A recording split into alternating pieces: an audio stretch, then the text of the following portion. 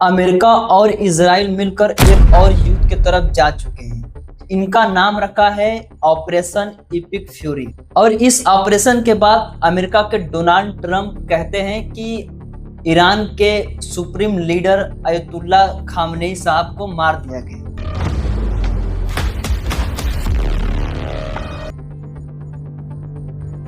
آیت الله العظمی سید علی حسینی خامنه‌ای در راه سربلندی حرم جمهوری اسلامی ایران شهد شهید گوارای شهادت را نوشید.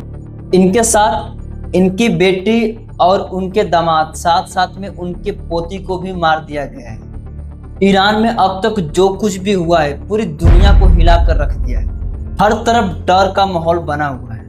Iran एक ऐसा leader खो दिया है जिन्होंने 37 साल तक देश में शासन किया, जिसे अमेरिका और इजराइल ने मिलकर धोखे से मारा। खामनेई एक ऐसा सच्चा लीडर था जिन्होंने हमेशा से भारत का साथ दिया है। वो हमेशा भारत के पक्ष में वोट दिया है, चाहे वो भारत पाकिस्तान की बात हो या फिर कश्मीर की मुद्दा, वो भारत के पक्ष में हमेशा से काम किया। लेकिन उधर अमेरिका वार पे वार करते जा रहा है। आखिर ये डिक्टेटरशिप कब तक चलता रहेगा डोनाल्ड ट्रंप का? एक समय आएगा जब उनके ऊपर खुद ही ये गलतियों का एहसास होगा कि वार से नहीं बल्कि बात से समझाया जा सकता है किसी को। डोनाल्ड ट्रंप को लग रहा है कि मानो पूरी देश की शक्ति उसके हाथों में आ चुकी है। अब वो जो चाहे वो कर सकता है किसी भी देश के साथ। अभी हाल ही में वेनेजुएला के ऊपर जो किया वो सामने आप लोगों ने देखा। आइए कुछ डिटेल्स में समझते हैं। दरअसल ईरान और अमेरिका की दुश्मनी आज से नहीं बल्कि 1979 से ही है, जब शाह परिवार अमेरिका समर्थन करता था और पाकिस्तान का भी करता था।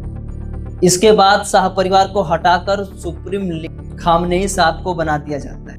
यहीं से चिंगारी उठती है अमेरिका को। इसी तरह खामनेई साहब 37 साल तक शासन करते हैं ईरान में। और आज 2026 में स्थिति बहुत ही खतरनाक मोड़ ले लेती है। सबसे बड़ा मुद्दा बनता है तेल। 28 फरवरी 2026 अमेरिका और इजराइल मिलकर ईरान पर आक्रमण करते हैं, जिसमें खामनेई साहब को मार दिया जाता है। रमजान के इस पवित्र महीने में खामनेई साहब का जाना बेहद दुखद है। लेकिन सबसे बड़ी सवाल ये दोस्तों आ रहा है कि इतनी आसानी से मारना ये पॉसिबल नहीं हो सकता था। इसके पीछे किसी न किसी का हाथ था, तभी इतनी आसानी से उन्होंने आक्रमण कर पाए।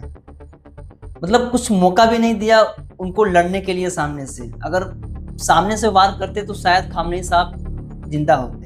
इससे पहले वेनेजुएला के ऊपर भी आक्रमण किए थे, तो उन्होंने इतना सटीक प्लानिंग बना के जो है कि किए थे कि उनका ऑपरेशन सक्सेस रहा। और अगर इस युद्ध में इजराइल साथ न दिया होता तो शायद अमेरिका इतना आसानी से आक्रमण नहीं कर पाता ईरान के ऊपर। न्यूज चैनलों से बताया जा रहा है कि प्लान एक सप्ताह पहले से ही बनाया गया था। बस सही वक्त का इंतजार कर रहे थे इजराइल और अमेरिका मिलकर। डोनाल्ड ट्रंप को लगता है कि उन्होंने आक्रमण करने के बाद ये मामला वहीं पर रफा दफा हो जाएगा, लेकिन यह मुद्दा और गंभीर मोड़ ले लेती है। अब ईरान का खुला चैलेंज है कि अमेरिका इजराइल का जो कोई भी सपोर्ट करेगा उसको घातक पहुंचाया जाएगा। दुबई का बुर्ज खलीफा हो या फिर अमेरिका या इजराइल, ये तीनों सेफ नहीं है। खतरा कभी भी कुछ भी हो सकता। इसलिए दुबई के इंटरनेशनल एयरपोर्ट्स पूरी तरह से खाली करा दिया गया है और वहां के एयरपोर्ट्स के फ्लाइट्स को सस्पेंड कर दिया गया है। समझते हैं दरअसल इस पूरे युद्ध के पीछे असली रीजन क्या है। ये जो घटना शुरू होता है इसके कुछ घंटों पहले अमेरिकी डोनाल्ड ट्रंप एक 8 मिनट का वीडियो रिलीज करते हैं, जिसमें 5 मुद्दों पर सवाल रखते हैं। Missiles and raise their missile industry to the ground. We're going to annihilate their navy. We're going to ensure that the region's terrorist proxies can no longer destabilize the region or the world, and we will ensure that Iran does not obtain a nuclear weapon. जितने भी उनके करीबी हैं, सहयोगी, सबको जड़ से खत्म कर। इन्हीं सब मुद्दों को हटाने के लिए 2025 में अमेरिका ने ईरान के ऊपर आक्रमण किया, लेकिन नाकाम रहा। फिर दूसरा फुल प्लानिंग के साथ और साथ में इजराइल को भी शामिल कर लेता है इस बार। दोस्तों मेरा सीधा सवाल है कि कभी भी किसी एक दूसरे देश के बीच में वार ना हो। अगर मामला समझौता से ही सुधर जाए तो वार करने की क्या जरूरत। लेकिन जो वार पे वार डोनाल्ड ट्रंप करते जा रहे हैं, ये उनके लिए आगे चलकर ठीक नहीं होगा, क्योंकि क्षति इसमें आम आदमी को भुगतनी पड़ती है। ईरान के एक गर्ल्स स्कूल पर मिसाइल गिरता है जिसमें 100 से ज्यादा बच्चों की मौत हो जाती है। भारत और इजराइल मिलकर गले लगता है। जैसे ही मोदी इजराइल से वापस आते हैं, इंडिया कुछ ही घंटों के बाद ये वार शुरू हो जाता है। तो कहीं ना कहीं इसका गलत इम्पैक्ट है भारत के ऊपर, लेकिन ये नहीं है कि भारत इसमें शामिल, भारत सेफ है। तो दोस्तों इस वीडियो को शेयर करिए, सब्सक्राइब करिए, मिलते हैं नेक्स्ट वीडियो में। जय हिंद।